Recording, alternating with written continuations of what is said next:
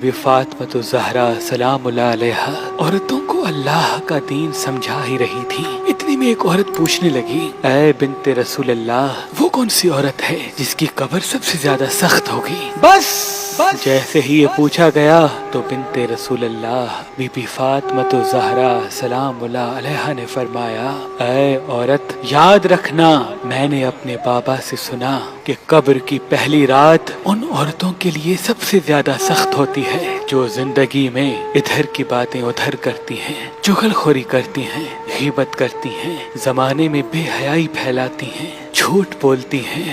اے عورت، یہ 3 عیب وہ ہیں جو عورت کی قبر کو عذاب میں دھکیل دیتے ہیں، اور یوں ان عورتوں کی قبر مسلسل آگ میں جلتی رہتی ہے جب تک وہ روز محشر اللہ کی دربار میں پیش نہ ہو۔ یاد رکھنا، اگر قبر کے عذاب سے بچنا چاہتی ہو تو ان 3 عادتوں سے توبہ کر لو: جھوٹ بولنا، غیبت اور چغل خوری کرنا، اور زمانے میں بے حیائی پھیلانا۔